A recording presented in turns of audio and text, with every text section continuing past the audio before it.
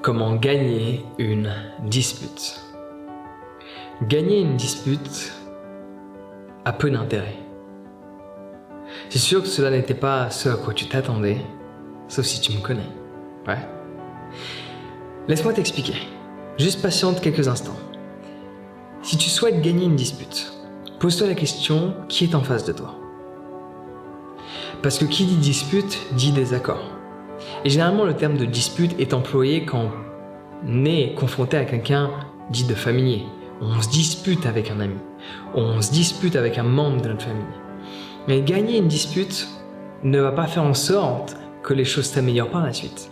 Laisse-moi répéter ça. Gagner une dispute ne va pas faire en sorte que les choses s'améliorent par la suite. Vouloir gagner une dispute, c'est son ego qui prend possession de nous et qui dit on doit absolument faire taire l'autre.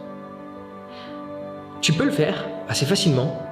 Cependant, je te garantis pas que la relation que tu as avec cette autre personne va s'améliorer dans le temps et que tu vas éviter d'autres disputes. Non, il y a de grandes chances que si tu fais en sorte de gagner une dispute, de toujours faire en sorte de finir la conversation, toujours faire en sorte de finir en le top, d'être supérieur à l'autre, de faire en sorte que l'autre finisse par se taire et d'admettre que l'on a raison.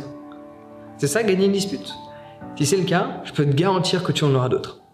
Je peux te le garantir que tu en auras d'autres. Donc c'est sûr que si tu veux juste gagner une dispute et que tu n'en as rien à battre du fait d'avoir d'autres disputes, oui, je pense que tu peux trouver plein de conseils de gens sur internet qui vont te dire comment faire en sorte que l'autre personne admette que tu as raison. Mais la personne à l'intérieur, comment est-ce qu'elle va se sentir quand tu auras gagné une dispute en forçant la bataille, si on pourrait voir ça comme ça? Elle va pas bien se sentir. Elle va t'en vouloir. Il y aura quelque chose à l'intérieur d'elle qui sera froissé. Par ce fait, il y a de grandes chances que tu réitères une autre dispute ou que cette personne réitère une dispute. Il ne faut pas confondre une dispute avec même une engueulade. Une dispute et une engueulade, c'est pas la même échelle déjà. Mais le but d'une dispute, s'il y aurait un but, c'est qu'une personne exprime un propos qui est différent du tien. Donc plutôt que de vouloir gagner une dispute, c'est faire en sorte que l'autre personne obtienne notre point de vue. Pourquoi pas faire en sorte de comprendre le sien? Parce que quand une personne crée une dispute, admettons, elle n'est pas créée de toi. T'es une tierce personne qui crée une dispute. En gros, qui se plaint, Et si toi tu cherches à gagner la dispute, c'est-à-dire que tu cherches automatiquement à imposer ton avis. Peut-être ton avis est meilleur. Ça peut arriver. Cependant, si tu cherches jamais à prendre en considération l'avis de l'autre, cette personne va toujours créer des disputes qui vont impacter la relation amicale ou intime ou familiale que tu as avec cette personne. Donc plutôt que de vouloir gagner une dispute, fais en sorte de comprendre son point de vue, de comprendre sa situation, de comprendre ce qu'elle ressent, pourquoi elle le ressent, pourquoi elle a cette manière de le communiquer verbalement. Au lieu de vouloir gagner une dispute, fais en sorte de atténuer la dispute. C'est moi répéter. Au lieu de vouloir gagner une dispute, fais en sorte d'atténuer le ton de la voix de l'autre, d'atténuer l'énervement de l'autre, d'atténuer, ça fonctionne mieux, d'atténuer la tension qu'il y a au sein de la discussion. Ça, tu peux le faire avec différentes techniques de communication qui vont te permettre non pas de gagner chaque dispute et d'avoir un ego qui sent en mode moi je gagne tout le temps, mais le but n'est pas de gagner des disputes, le but c'est de gagner dans la vie. Et pour gagner dans la vie, il faut avoir des bonnes relations, renforcer les connexions déjà existantes. C'est pas en gagnant des disputes que tu gagnes dans la vie. En gagnant des disputes, tu gagnes pour l'ego. Mais en calmant des disputes, en trouvant un accord commun, en comprenant l'autre et en faisant en sorte que l'autre se sente compris de nous, on gagne au jeu de la vie parce qu'on renforce des relations existantes. On gagne au jeu de la vie parce qu'on se sent unis. On sent qu'on a des capacités à faire en sorte de bien se sentir avec qui que ce soit, que tout se passe bien avec tout le monde. Donc au lieu de vouloir gagner une dispute, fais en sorte d'atténuer le problème. Donc pose la question à la personne.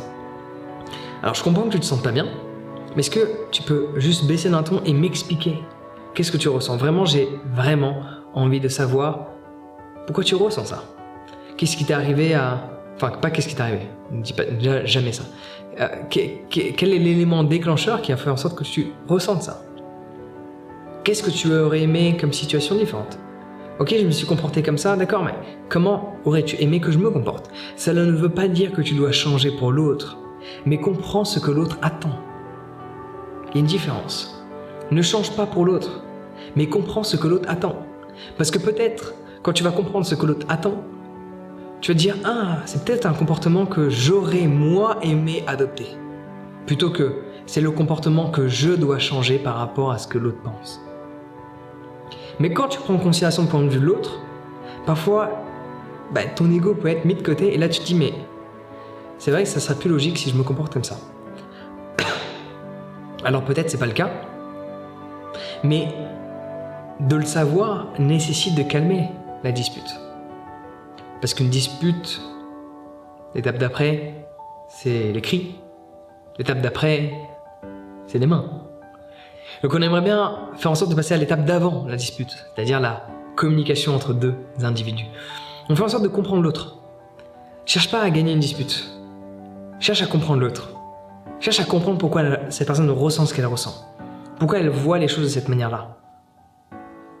Et à ce moment-là, vous pouvez trouver un point commun. Bien sûr, si c'est une personne autre que toi qui crée la dispute, je sais, même si c'est pas toi qui es responsable, je sais, cependant, c'est à toi, si tu veux calmer la dispute, de prendre plus de temps à comprendre l'autre. Parce que l'autre est dans une phase d'énervement. L'autre va pas chercher à comprendre tout ce qu'on voit ensemble. L'autre va être là, énervé, à crier. Elle va pas t'entendre. Par contre, toi, tu peux l'entendre. Et faire en sorte de baisser son ton. Et à ce moment-là, vous pouvez dialoguer et trouver un point commun. Ça semble évident. Ouais. En attendant, si tu veux avoir différentes techniques de communication pour gagner dans la vie, faire en sorte de développer des relations, consolider des relations existantes, qu'elles soient amicales ou intimes, j'ai une formation sur la confiance en soi qui est vraiment peu chère. Donc tu peux en profiter dès maintenant, le lien est dans la description, va t'y inscrire, tu vas voir, tu vas halluciner quand tu vas voir le prix. Sur ce, prends soin de toi et passe une excellente journée.